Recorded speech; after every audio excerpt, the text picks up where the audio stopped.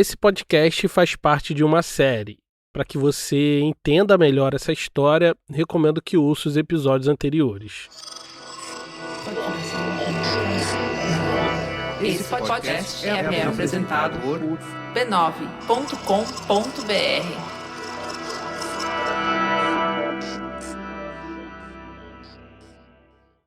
Lima Barreto se levantava e tomava os primeiros tragos de álcool logo pela manhã. E passava o resto do dia com um olhar meio distante, entre a lucidez e a embriaguez. Não se sabe bem quando seus problemas com a bebida começaram, mas eles ficaram mais evidentes durante o lançamento do seu primeiro livro, o Recordações do Escrivão Isaías Caminha. Como você deve se lembrar, essa que foi a obra de estreia de Lima Barreto no mundo literário, era um livro visto como um romance à clef, ou seja, uma história baseada na vida de pessoas reais.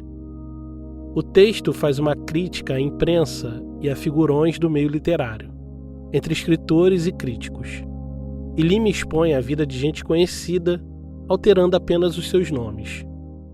O livro não foi bem recebido, amargou um fracasso retumbante, e os jornalistas, críticos e escritores decidiram quase que unanimemente boicotar Lima Barreto e se calaram sobre o seu livro de estreia. Não falaram bem nem mal, apenas se calaram. E o silêncio foi o que mais machucou Lima Barreto. E foi no álcool que, mais uma vez, ele encontrou seu abrigo. Naquele momento da vida, Lima Barreto estava como um barqueiro enfrentando a correnteza com apenas 2 remos nas mãos. Um remo era o seu trabalho como funcionário público, pesado, monótono, mas necessário para manter o barco navegando. O outro era a sua literatura, seu sonho de se estabelecer como escritor. Ele colocava pouca ou quase nenhuma energia no seu trabalho de amanuense na Secretaria de Guerra, enquanto jogava todo o seu esforço na construção da sua persona literária e na sua escrita. Por isso se sentia girando em círculos, preso num eterno dilema entre sobreviver e escrever. Mas ainda que aqueles dias parecessem difíceis, Lima Barreto não estava disposto a recuar. Enquanto pudesse, continuaria remando. Meu nome é Thiago André e esse aqui é o História Preta. Você está ouvindo a temporada Lima Barreto. Episódio 6, Triste Fim. Era início da década de 1910 e, como de costume no Brasil, o mundo da política andava muito conturbado, sobretudo no Rio de Janeiro, a capital federal. O país vivia mais um momento intenso de corrida presidencial. De um lado estava o Marechal Hermes da Fonseca, representando a volta dos militares ao poder, e de outro Rui Barbosa, o jurista, político e diplomata que representava aquilo que a sociedade civil considerava ter de melhor, um nobre bacharel. Era a primeira vez que a população se mobilizava em torno de grandes comícios públicos. A campanha civilista de Rui Barbosa animou o povão, mas Hermes da Fonseca tinha o apoio da maioria esmagadora dos políticos, e por isso acabou se consagrando como grande vencedor daquelas eleições. O Brasil tinha um novo presidente, mas seu povo estava dividido. Inspirado e imerso nesse ambiente, Lima Barreto estava preparando o argumento do seu próximo romance.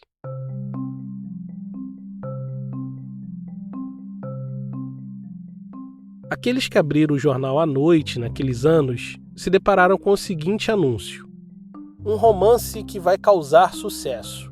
A Noite começará a publicar por esses dias um livro novo de Lima Barreto. O livro em questão se chamaria Numa e a Ninfa. Baseado nos acontecimentos que levaram Hermes da Fonseca à presidência, ele seria publicado em 1911, primeiro como um conto, e só depois realmente como um romance. Tanto o conto quanto o romance contam a história de 2 pessoas que se unem em casamento, movido apenas por interesses políticos. O título da obra faz referência a uma lenda greco-romana que dizia que um rei chamado Numa tirava sua inspiração de uma ninfa que aparecia para ele toda noite para lhe dar conselhos. Na mitologia grega, as ninfas eram entidades femininas ligadas à proteção e à cura. No romance de Lima, Numa é um deputado mediano que deseja ascender na política e, para isso, conta com a ajuda de sua esposa, que é quem secretamente escreve todos os seus discursos. Daí o nome da obra, Numa e a Ninfa. Mais uma vez, Lima usa sua mente aguda e seu senso de humor ácido para tecer críticas duras à sociedade em que vivia. O livro, feito sob encomenda, a pedido do jornal, foi escrito para ser escandaloso e baseado em pessoas reais, como foi o Isaías Caminha. Mas dessa vez, ao invés de falar de jornalistas e escritores, Lima apontou sua escrita afiada contra a classe política e seus bajuladores. Assim como no primeiro livro, nesse outro não foi difícil de reconhecer as pessoas reais que Lima escondeu por trás dos seus personagens. Ao descrever em detalhes a história oculta de políticos e seus lacaios, Lima Barreto enfileirou novos inimigos à sua coleção, tornando sua vida bem mais difícil dali em diante. Numa e a Ninfa foi visto como um romance datado, excessivamente focado naqueles acontecimentos de 1909 e 1910. Além de tudo, parecia ser mais do mesmo, de pouca criatividade. Mais um romance à clef, falando de pessoas reais, em mensagens criptografadas a serem decifradas pelo leitor. Mais um livro de crítica à burocracia do Estado, ao racismo científico e aos desmandos da República Brasileira.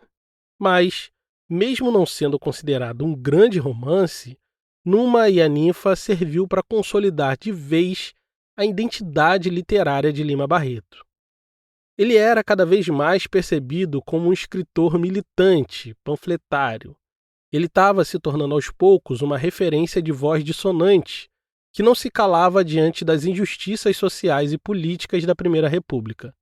Embora todos esses adjetivos pudessem, nos dias atuais, trazer algum benefício midiático a um jovem escritor como ele, naquele momento da história, ser lido como um escritor militante não era uma boa coisa.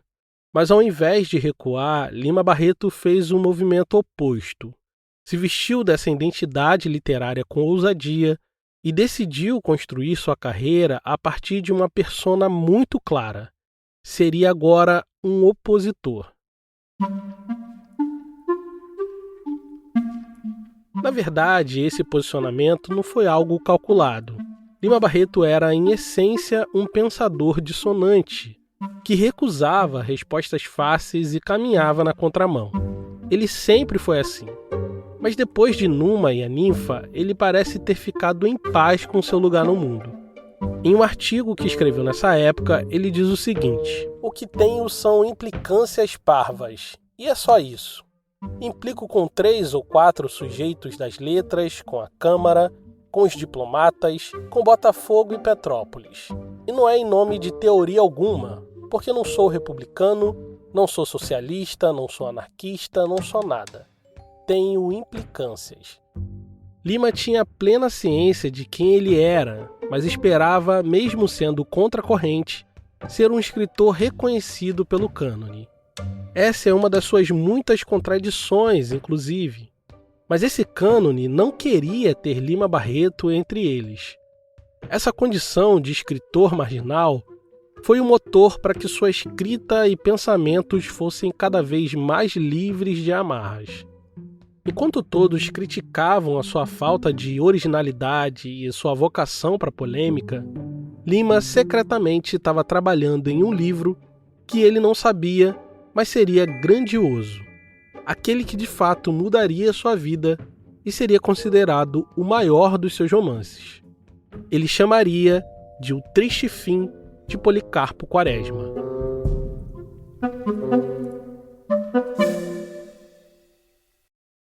Lima Barreto teve um fracasso maiúsculo ao tentar fazer sua primeira grande literatura. Foi mal compreendido, achincalhado e também ignorado. Isso jogou ele no fundo do poço, e assim como seu personagem, Isaías, duvidou que fosse capaz de realmente escrever um bom livro. Então, passou um tempo de seus dias escrevendo apenas pequenos contos, folhetins e crônicas nos jornais. Tinha um monte de projeto mal acabado e decidiu que não ia dar mais atenção a nenhum deles. Se dedicaria apenas às suas implicâncias usuais que cabiam sem alarde nas páginas dos pequenos jornais. Sua vida como escritor cambaleava, enquanto levava uma vida relativamente tranquila como funcionário público na Secretaria de Guerra. Essa talvez fosse a única parte da sua vida que estava intacta como deveria ser. Mas isso tudo mudou quando foi convocado para ser júri num tribunal que julgaria um caso de violência militar, e isso teria um grande impacto em sua vida. Durante a campanha eleitoral de 1909, que pôs o civilista Rui Barbosa contra o militar Hermes da Fonseca, ocorreu um episódio de violência generalizada nas ruas do Rio de Janeiro. O episódio, que ficou conhecido como Primavera de Sangue, começou com uma passeata estudantil em comemoração à primavera, costume comum na América Latina daqueles tempos, mas que terminou em protesto e confronto. Os estudantes aproveitaram o momento para incorporar um protesto contra o comandante da brigada policial, o general Souza Aguiar. Os estudantes decidiram fazer um enterro simbólico do general, depois dele se recusar a ouvir denúncias de violência policial na capital federal. O cortejo saiu da Faculdade de Medicina e ganhou as ruas do centro. Num tom carnavalesco, os estudantes traziam consigo um caixão de madeira coberto com cetim preto e o nome do general Aguiar escrito em letras garrafais. Ao saber do protesto, o general ordenou que tropas militares avançassem contra os estudantes. A repressão foi tão violenta que terminou com a morte de 2 estudantes e vários feridos. O caso causou comoção na cidade e repercutiu de maneira negativa. No mesmo mês, foi instaurado um tribunal para avaliar o episódio do assassinato dos 2 estudantes, e Lima Barreto foi sorteado para ser júri do caso.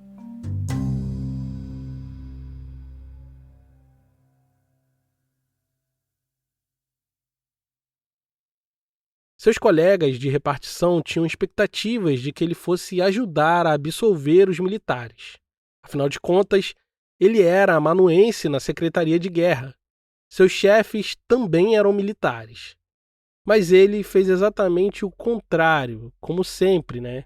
Lima Barreto foi um dos que votaram a favor da decisão que condenou o tenente João Aurélio, que era sobrinho do general Aguiar. Isso custaria caro ao funcionário público Lima Barreto. Depois desse caso, ele nunca mais seria promovido e a sua carreira como amanuense ficaria definitivamente estagnada. Lima Barreto segurava com força os 2 remos que davam impulso à sua vida, o da escrita e o do funcionalismo público. E agora, ambos deixavam de funcionar. Se sentindo à deriva, foi passar uns dias em Juiz de Fora, na casa de um tio querido. Queria descansar a mente e esquecer de tudo. Com quase 30 anos completos, essa era a 2ª vez na vida que ele iria viajar a descanso. E o efeito foi melhor do que o esperado. De volta ao Rio de Janeiro, Lima parecia estar mais vivo do que nunca. Sua mente fervilhava ideias como nunca antes. Usando as folhas de rascunho da Secretaria de Guerra, começou a escrever com a pena aquilo que seria a maior de suas obras, O Triste Fim de Policarpo Quaresma. Sentado à mesa, as ideias fluíam de sua cabeça, desaguando em seus dedos que seguravam firmemente na extremidade da pena. As linhas irregulares, as letras pequenas e nervosas deixadas no manuscrito sugerem que o escritor tinha pressa. Estava imerso na história, no universo dos personagens, e queria expressar suas ideias antes que escapassem. Vivia um momento mais fecundo da sua literatura. Em apenas 2 meses, Lima Barreto terminou sua história. Aquela que faria dele um homem eterno, que tiraria seu nome do esquecimento, que faria dele um dos maiores de nossa história. 254 folhas depois, Lima teria em mãos o seu grande livro.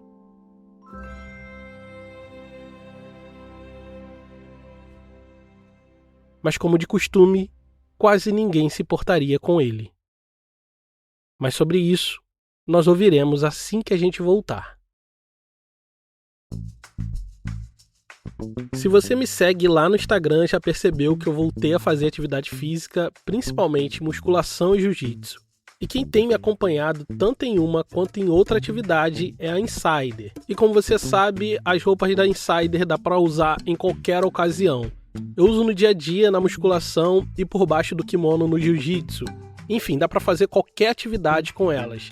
Tem sido ótimo porque, como você sabe, elas não desbotam, não precisa passar, dura 3 vezes mais do que as camisetas de algodão, é anti-odor, tem regulação térmica e é muito leve. É prática e bonita de vestir. Você que, como eu, está no ritmo dos recomeços nesse início de ano, a melhor pedida é aproveitar os kits da Insider, que já vem com peças pensadas para a necessidade específica do seu dia a dia. Para isso, você pode usar o cupom História Preta tudo junto para ganhar 12% de desconto em qualquer compra do site. Se você clicar aqui no link que está na descrição, esse cupom já vai ser aplicado automaticamente no seu carrinho. Se você estava há muito tempo pensando em comprar um produto da Insider, aproveita que esse é o momento. Em 1911, Lima Barreto vivia o ápice da sua criatividade. Seu principal biógrafo, Francisco de Assis Barbosa, acreditava que esse foi o ano em que ele viveu uma grande guinada depois de publicar Numa e a Ninfa. No fim de 1910, ele escreveu um conto chamado A Nova Califórnia, que fala sobre uma cidade inteira que começou a desenterrar os seus mortos por causa de uma notícia falsa de que era possível fazer ouro com ossos de cadáver. Em abril, publicou o conto O Homem que Sabia Javanês, que conta sobre um homem que finge saber um idioma peculiar para poder arrumar um emprego. Em maio de 1911, publicou no jornal O Fluminense o conto Ele e as Ideias, que fala de um homem comum que tinha mania de ter ideias, mas por causa do poder público não conseguiu realizar nenhuma delas. No mesmo mês, uma peça de sua autoria foi publicada na revista Estação Teatral. Em junho, publicou Numa e a Ninfa, na forma de conto no Gazeta da Tarde. Essa sequência de publicações terminaria em agosto daquele ano, com o Jornal do Comércio anunciando a publicação de Triste Fim de Policarpo Quaresma, em formato de folhetim, saindo capítulo a capítulo nas páginas do jornal. Na obra, Lima dá vida a Policarpo Quaresma, um funcionário público nacionalista ao extremo que vive no Rio de Janeiro no fim do século XIX, durante o governo de Floriano Peixoto. Metódico, apaixonado pelo Brasil, Policarpo acredita que o país tem um potencial imenso, mas é sufocado pela imitação dos costumes estrangeiros e pela corrupção da classe política. Em seu patriotismo exagerado, tenta implantar diversas ideias utópicas e redige um ofício para o ministro pedindo que o Brasil adotasse o Tupi-Guarani como língua oficial. A ideia foi publicada nos jornais e Policarpo virou piada na boca do povo. Como consequência disso, ele é dado como louco e é internado por 6 meses num hospício. Talvez esse seja o primeiro momento em que a loucura aparece como tema na literatura de Lima Barreto. Ele que passou a infância morando nas dependências de um hospício e viu seu pai ser consumido pela loucura, conhecia de perto esse universo que envolvia encarceramento, racismo e muitas vezes violência física. No fim da obra, Policarpo Quaresma vai preso, acusado de trair a nação. Sem saber exatamente o que fez para merecer aquilo, ele se frustra com a realidade brasileira e se dá conta de que era um visionário ingênuo, de que a pátria que quisera ter era um mito, era um fantasma criado por ele no silêncio do seu gabinete. E esse é o seu triste fim.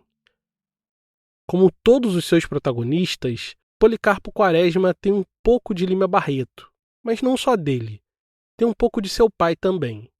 Quando escreveu esse personagem, Lima estava num momento de desalento, frustrado com os rumos que sua carreira literária vinha tomando, mas não estava disposto a desistir dela.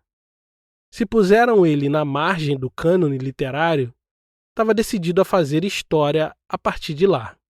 Seria então o escritor marginal que tanto queriam ver.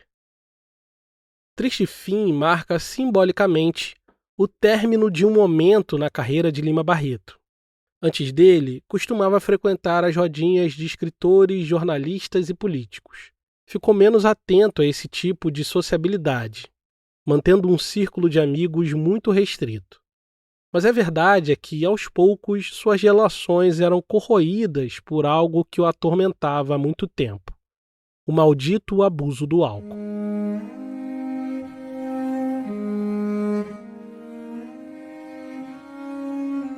Os primeiros sinais do abuso de álcool aparecem quando ele estava ingressando na Secretaria de Guerra como amanuense. Nesse tempo, costumava beber chopp, cerveja e uísque. Agora, porém, que tinha cada vez menos dinheiro, era obrigado a se servir de cachaça, bebida mais barata, mas com alto teor alcoólico.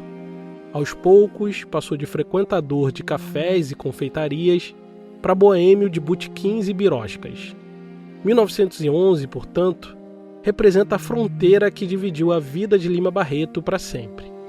Ao mesmo tempo que foi um ano fecundo de produções literárias, foi também um momento em que se entregou de vez ao abuso de álcool.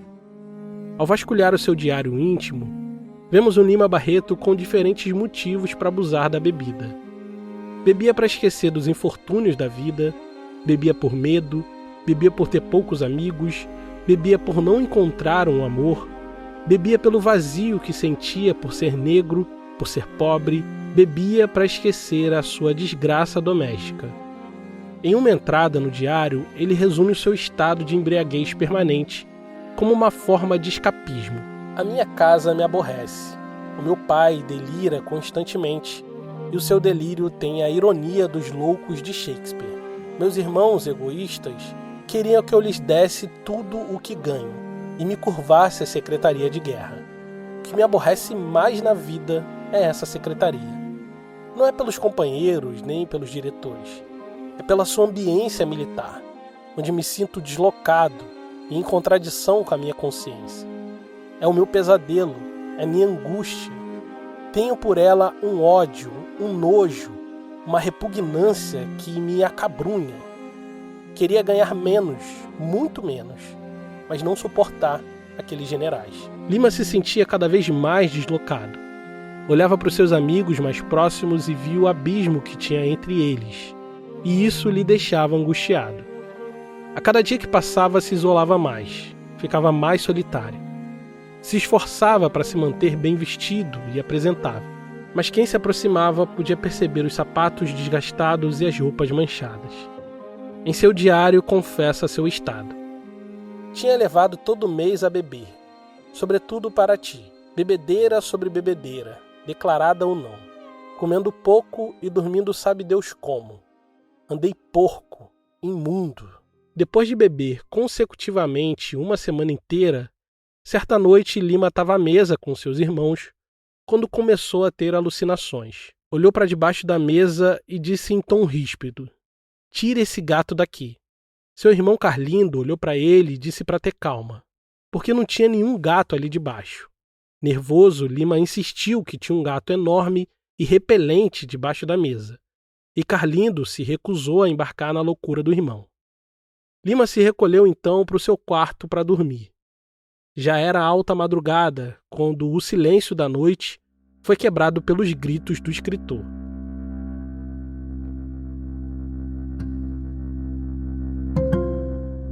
Seu irmão correu para o quarto e encontrou Lima Barreto de pé em cima da cama. Tinha os olhos arregalados e não parava de gritar. Estava vendo homens invadindo a casa para roubar o pouco que a família tinha.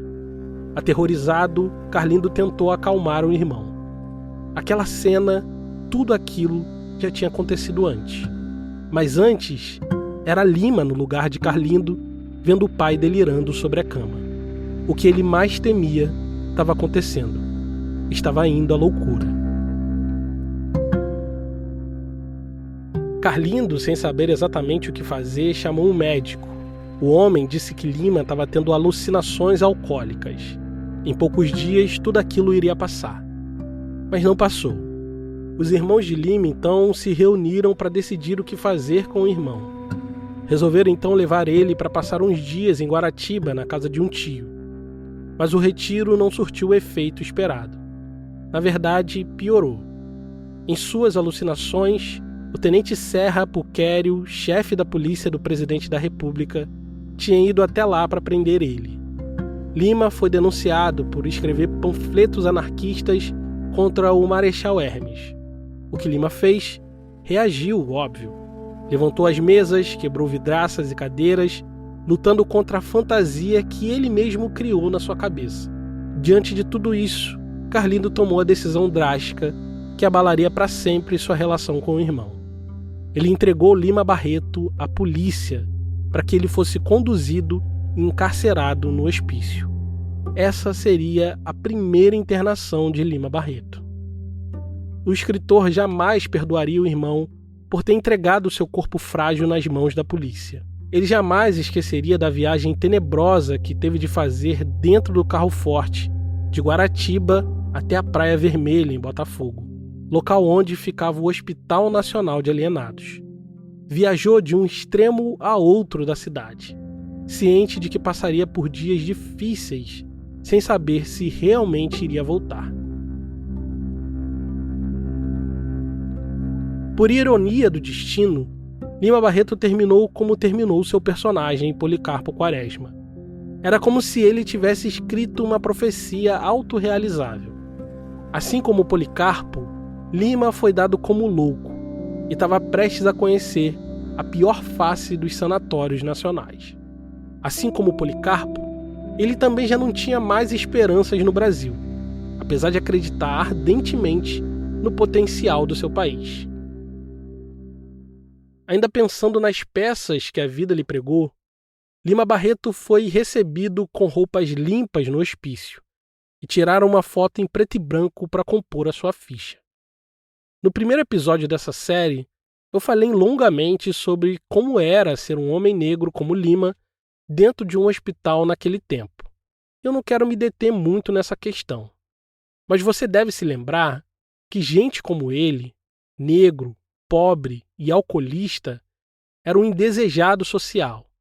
Não importava muito o quão inteligente, criativo e perspicaz ele era. Não importava muito quantos livros, crônicas ou contos tinha escrito. A cor da sua pele, sua condição social, era a primeira coisa a saltar aos olhos. E isso lhe arrancava a alma. É o que deixa escapar pela pena em seu diário íntimo. Mas de tudo isso, o que mais me amola é sentir que não sou inteligente. Mulato, desorganizado, incompreensível, incompreendido, era a única coisa que me encheria de satisfação. Ser inteligente. Muito e muito. A humanidade vive da inteligência, pela inteligência e para a inteligência. E eu, inteligente, entraria por força na humanidade. Isso é, na grande humanidade, de que quero fazer parte. Quando li isso aqui pela primeira vez, eu fiquei dilacerado. Um homem de uma mente ímpar, brilhante, aguda, não se sentia inteligente. Duvidava de si, pois o racismo dizia que os males da sua vida tinham origem na sua raça, na sua mestiçagem. Era mulato, por isso sua vida era uma bagunça. Mesmo sabendo que isso não fazia o menor sentido, no momento de dor, Lima duvidou de si. Ao escrever livros, criar mundos e contar histórias, tudo o que ele queria era ser reconhecido como humano, fazer parte da humanidade como qualquer outra pessoa. Mas isso não pareceu bastante. Naqueles últimos anos, tinha feito um esforço criativo sobre-humano. De 1911 a 1915, quando foi internado, participou de diversos jornais, revistas como escritor. Correio da Noite, Gazeta da Tarde, A Voz do Trabalhador, Careta, foram só algumas das muitas publicações que ele participou. Esteve também presente em confrarias e associações de escritores. Mas mesmo que se esforçasse em se integrar, se aproximar, se sentia cada vez mais sozinho. Bate-me também não ter amigos e ir perdendo os poucos que tinha. Santos está se afastando. Ribeiro e J. Luiz também. Eram os melhores. Eu esperava isso tudo, mas não pensei que fosse tão cedo.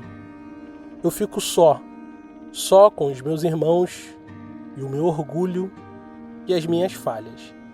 Agora que estava no hospício, nem seus irmãos tinha. Ficou apenas com suas falhas. Em Triste Fim de Policarpo Quaresma, não existem vilões definitivos. Todos estão implicados de alguma forma em falhas e virtudes. Cada um deles, à sua maneira, podem ser vistos como bons ou ruins, duvidosos e egoístas. São pessoas complexas, mergulhadas em ambiguidades, assim como seu próprio Criador. Amarrado nas tramas da loucura que não lhe cabia, Lima não escreveu praticamente nada sobre essa primeira internação. Seu diário é de um silêncio absoluto. Mas não é difícil imaginar que tenha pensado muitas vezes no triste fim de Policarpo Quaresma. O homem visionário que acreditava nas coisas do Brasil, mas que foi visto como louco e terminou preso por expressar suas opiniões, e morreu sozinho, fuzilado no cárcere. E o triste fim que Lima construiu com suas próprias mãos para Policarpo foi o desencanto. A cada página, a cada reviravolta, a cada esquina, o protagonista perde um pouco mais da esperança, do encanto e das utopias.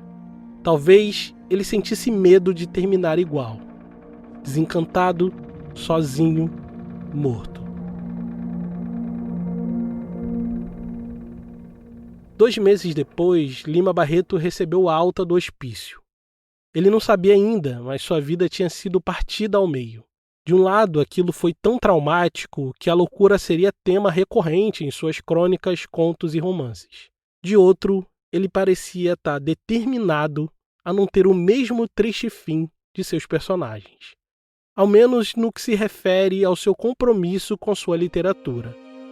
De um jeito ou de outro, entraria na humanidade, na grande humanidade, como um dos maiores pensadores e escritores de nossa história. Era só uma questão de tempo. É sobre isso que vamos falar nos próximos episódios de Lima Barreto.